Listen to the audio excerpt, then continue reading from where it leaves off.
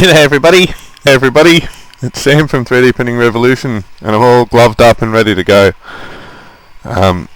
So today I've been printing some face shields, and they're stacked so that they separate and come apart. And that hasn't been a easy process to set up,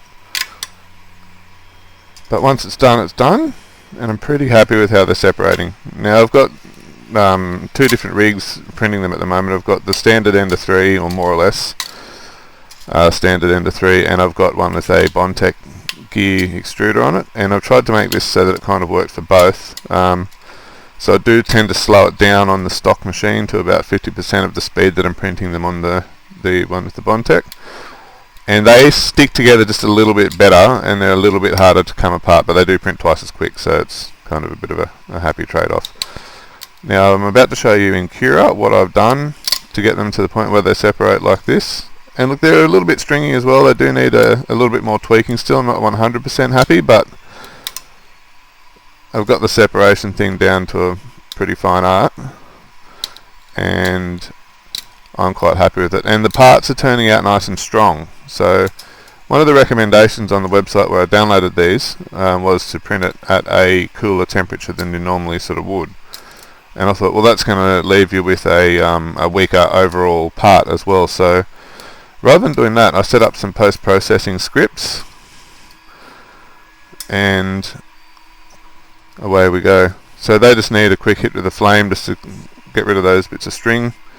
They actually just wipe off okay as well, but so that's that. I'll just put them aside and show you my box of shame.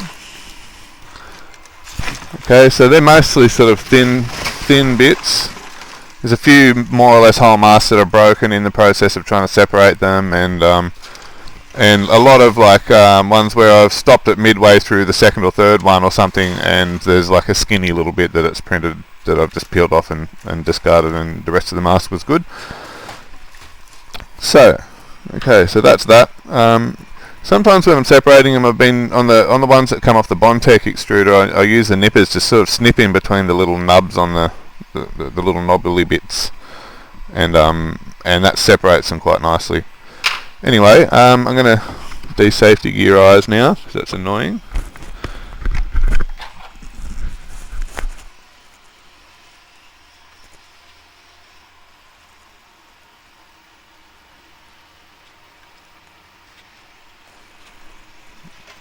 And I'll just give you one last look at those. So they're turning out quite nice. There's just that little bit of fluff, which is a bit annoying, but you get that. But they're very strong. Printed at 210, so there's no doubt about the layer adhesion. That's all very good. And yeah, they are what they are. So, moving on into Cura.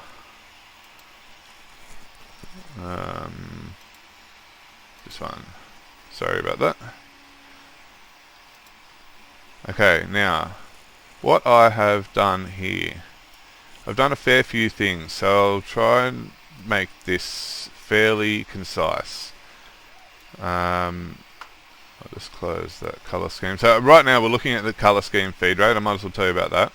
You can also look at that in the material colour, which is useless, or the line type, which is quite handy. But looking at the feed rate at the moment, which is the speed, we're seeing that we've got these slower layers here. Now I've achieved that in a few different ways. We'll quickly touch on that because I think that's important.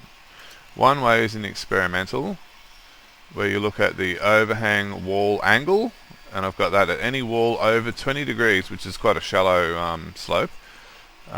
So basically any slanting surface is going to print at a lower speed, and that speed is 70% of its original speed. You can slow that or speed that up depending on what percentage you want it at, but that seems to be working for me.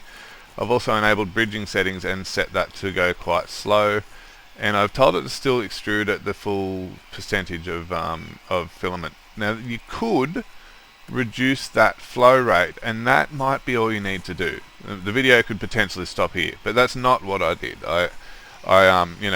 You could just tweak that bridge wall flow or bridge skin flow. Probably would be the one that would be effective.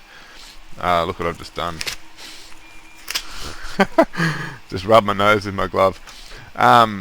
So where are we? Bridge wall speed. Yeah, so look, I think if you slow the speeds down and you tweak the percentage, you could probably call it good and adjust that percentage of the flow, and it's going to affect this line here's flow rate and get you down to something that doesn't stick too much but sticks well enough to make it work. Okay, so moving on from the bridging settings. So yeah, you can control the speed and the fan speed as well. I made the fans come on at 100% for that layer, that first blue layer that you see when you scroll through. I'll just have a bit of a scrolly through. So seeing the speeds is really handy for being able to effectively, know what's going on with your print, and it gives you a lot of clues as to other defects that you might find in your prints too, because you might see a sudden speed change where there's a defect and go, ah. But anyway, so those are our speeds.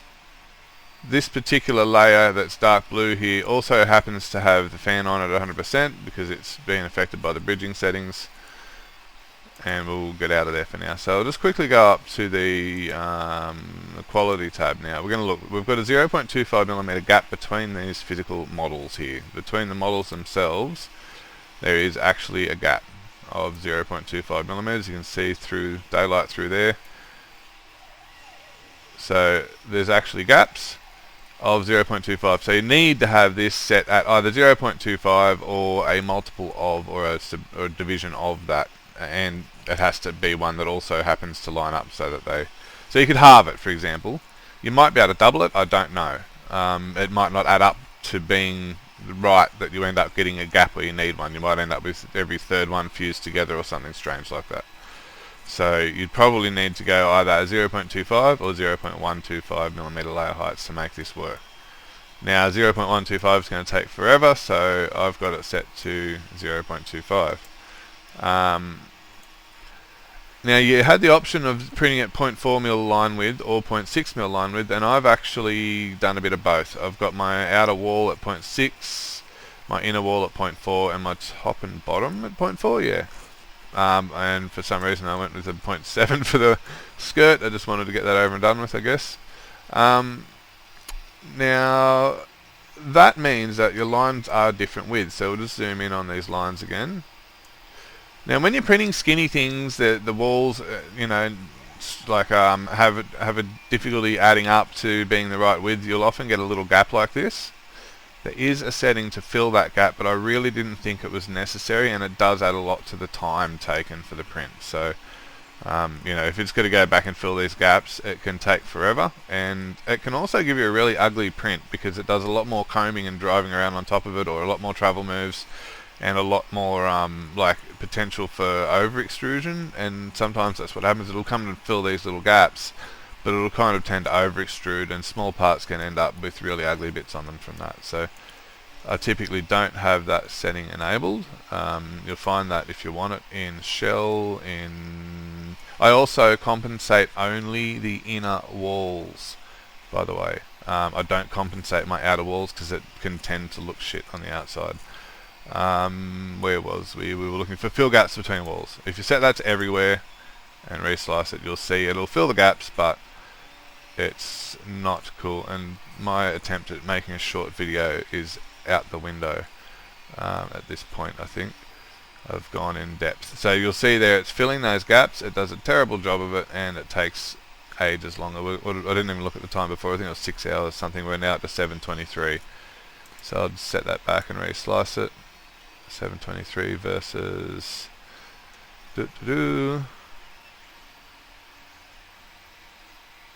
6 hours and 2 minutes. So you've added an hour and a minute or something like that, whatever it is, an hour and 20 minutes or something. Okay, so so I did that to sort of compromise with the line widths. And I also found that, have a look over here. Okay, let's zoom in on here. When I had see this bit, this first layer here, I noticed something critical here when I had my line width at 0.4. So if I just momentarily make everything 0.4 and just slice it, you'll see, and I also did some horizontal expansion, but I'll get to that in a second. At 0.4, or maybe it was at 0.6. Oh no, that was fine at 0.4. Sorry. So it's a nice. It still makes a nice, neat line all the way around. There's no breaks or weird bits in it. Maybe it was when I did my 0.6. Maybe it was when I did my 0.6, but before I did the horizontal expansion. Okay, let's go down to horizontal expansion. I did a tiny bit of horizontal expansion because I was getting this when I put it at 0.6. Let's see. So you just got to watch out for weird little things like this. I bet you I can't recreate it now. Aha! There it is. You bastard. See that? It skips that whole bit. It does not print that whole bit. So if anyone's getting the weird bits with a stringy bit across there, have a careful look at your slicer preview, and I bet you any money it's because it's not printing the first one of those. So then it goes straight onto the next layer, and it does like this weird bit, and that's going to be your funky bit. See that? That is the cause of that, of where I see a lot of people have got ones that they even sent a photo out in the newsletter, and it's got this doingy bit across there. So just keep an eye on that bit, people. And I solved that. Now at 0.4 you saw that it wasn't a problem with it on with the horizontal expansion off. Let's just see if it was a problem before. They're all at 0.4. Is it a problem at 0.4 mil nozzle line widths? Duddy does. Let's see. Okay. No, it's not a problem if you're slicing at standard line widths. See that? That's fine. It's happy. But if you go up to 0.6,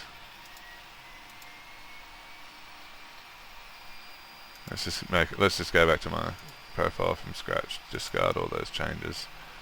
Yeah, so at 0.6 it's fine as long as you put in that bit of horizontal expansion. It's a very handy setting for printing things that have got bits that are too skinny to print, that setting. Yep, so that's a nice slice. So take note of that, people. Have a very, very good look at that layer as it transitions, and make sure that that skinny bit around the corner, it's something to do with how it's modelled. That bit's just a bee's dick skinnier than the other one, and when it's sliced at the wrong line width, it just disappears. So, okay, so moving on. We've spent a lot of time dwelling on that. That's not even all the story. So those are the things you can do without the post-processing script, and that's just in the profile itself. And I have shared this profile on Thingiverse, and I'll try and put a link to that in this video description if I remember. Otherwise, nag me. Anyway, so let's get into post-processing. Now, you can see I've got a little pair of a hammer and spanner there, but I won't access it that way. I'll go in the proper way. So you go to extension. Is post-processing modify G-code.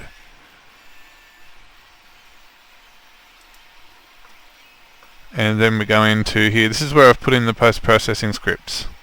So what we see here is at Z height, so pick layer number instead of the actual height itself. So we're picking by the layer number, and at layer number 20 we're going to see a drop of temperature down to 180 degrees. So I'll just close it down for a second. We'll go down to layer 20. You can even actually punch in the number there. Layer number 20. So this is basically the layer before.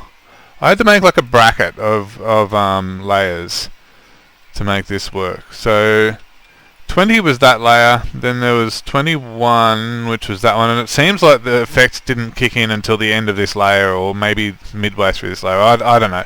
It didn't seem to kick into effect straight away. What I did ended up working, and then it was good. So yeah, I ended up through trial and error getting down to number 20 being the layer I had to do to make it so that the physical temperature changed on my printer, and I could see it changing when the layer actually changed to that air gap, because I wanted to make sure that by the time it got to that blue layer there that's in mid-air, I wanted to make sure it was printing at that one at 180. And through trial and error, I discovered that for that to happen, it seemed like I had to make it layer 20 that actually was the one selected. So I used that as a formula. So I had a bracket between layer 20 and I think it was 23. Let me double check that. I think it was 20 and 23, or maybe 24. Let me just see. We'll go back into post-processing. What layer did I end up with here? So 23, I changed it back up to 210, and that worked. It was printing that first layer at 180 or whatever it was. What was it? 180. Yep, 180. And the other one at 210. Now I did try temperatures as low as 160, but that seems to stop the extruder from extruding, like as in it wasn't even trying. I guess that must be a min temp setting in the firmware of the printer. So beware of that. Don't go too low. But I think it was working from like 170 upwards from memory. So don't quote me on those exact numbers. But so anyway, what you're seeing here is pairs of temperature changes. So we've got, you know, 1A was layer 89, and then layer 92 it swaps back over to 210. So you see the temperature change, you see another temperature change, and so on. Now there is, and it looks tempting to use this single layer option, but when I tried that, I had at each of these heights that I wanted a layer to be at 180, I had them punched in, and for some stupid reason it only registered the first one. It did it for a layer, it went back up, and then the rest of them it ignored them. And when I looked in the G-code, like it's in Notepad, I couldn't see any of these other changes at all. So I ended up having to make a second one for each one, and basically have a start and a stop to this temperature change by manually saying, you be this temperature, then you be that temperature, and then you be this temperature, and then you be that temperature. So that was the only way I was able to get that to function for me. So that's what I did, and that's what worked. Hopefully all this is saved in the 3MF file that I've saved out, and all that will remain. So I'll just close that down. So yeah, basically what you're seeing there is a bit of trial and error to get those numbers, that bracketing of temperature, to make sure that the key layer, which is layer number 23 by the looks of it, to ensure that that was printed at a colder temperature, so that it doesn't stick as well to the ones below it. Now you may just you want to scroll through these yourself and just make sure that it works. And if it seems, when you're watching the print, try and catch a transition where it's printing, and start watching from about there and watch a few layers and take notice of the temperature. A little trick for taking notice of when it changes layers is to just put your finger on the Z rod so you can feel it rotate, and it'll go up, and it lets you realize that that it's changed Z height, so you can pay extra attention to the temperature while it's going through that change. And just watch your temperatures and make sure that they're actually changing when they're supposed to, because you don't want it making the wrong layer cold. So anyway, I ended up being able to make my print so that the layer before and the air gap and the layer after the gap all printed at 180 instead of at 210. Now I could go hotter for the in-between layers if I wanted to, but I do want it to look pretty as well, and there is some unsupported overhangs, so I didn't change that there. Anyway, so that is what I have done to get the results that you saw at the start of the video, where they just break apart easily with no no finger slicing required. Like I said, I've printed these on two different printers. This exact setup here, this rig, this 6 hours and 2 minutes, is for my Ender 3 that's got a Bondtech clone extruder. direct drive rig on it, and it's working great on that. And for my other two Ender 3s, I have had to slow it to half speed to make it work. So keep that in mind if you use the associated files. Now when I've saved this out, I saved the profile for people and exported the profile. I have saved the 3MF of the entire project, and I'm hoping that that will contain these scripts. I don't know. And it should also contain the STL file built into it as well. So if you open up that 3MF file, it should open up exactly what I have in front of me. I don't know for sure whether it's going to do that for you or not. So yeah, please tell me how that goes for you on your computer, and I'll start again. You're going to go to Thingiverse and you're going to search for thing 4300877.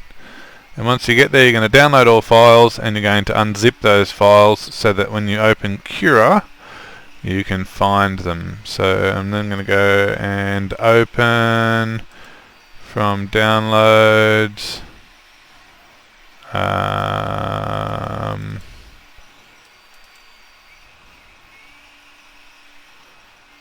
And you'll find a 3MF file. And you want to open it as a project. Now, this is the bit where we cross our fingers and hope that, yes, you beautiful thing. The post-processing scripts are there, the STL's there, and I believe that it's opened it with. It's a bit hard for me to tell on my computer because I did already have this profile on my computer, but it has selected that one, which is a promising thing. Unless it's created a second one and named it hashtag number 2. I think I already had one called hashtag number 2. So yeah, it's a bit hard for me to tell with that, but what is promising is that it is loaded the file in, and it's loaded in the post-processing scripts. So you could use any profile you like as long as you've got your layer height set to 0.25 and your initial layer height for these numbers to line up with your other ones is also going to have to be at 0.4. I do that so that I've got a good thick first layer. I always print the first layer height of 0.4. I won't go into huge detail on that now because that's not the purpose of this video, but you'll get better results if you do it. And the only way to use my setup here with the exact numbers that I've entered here, you can always change the numbers, but that's a lot of numbers to change, so you're not really getting much value out of the work I've done if you're going to do it that way. So yeah, just make sure that you're using a profile that's got an initial layer height of 0.4 and a standard layer height of 0.25, and you'll be cool. So that's great, that should work. So yeah, you guys can all do that yourselves, and you'll get up to this stage where you basically got that ready to slice and preview, and you should get a beautiful slice just like I was showing you before. So you too can have a fantastic slice for your masks on your Ender 3, and you could probably then change the printer, I guess. Okay, but when I changed the printer, we lost those post-processing scripts.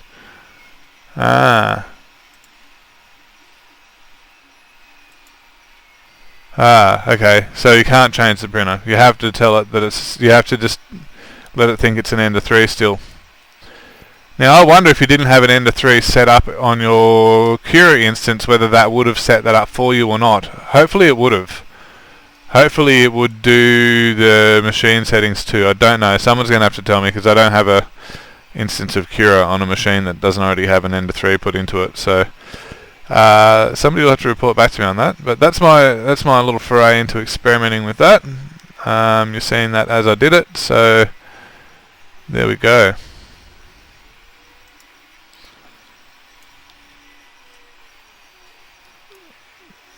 So yeah, assuming that you've got an Ender 3 already in your Cura, that should work. And if you don't, you might just have to add it.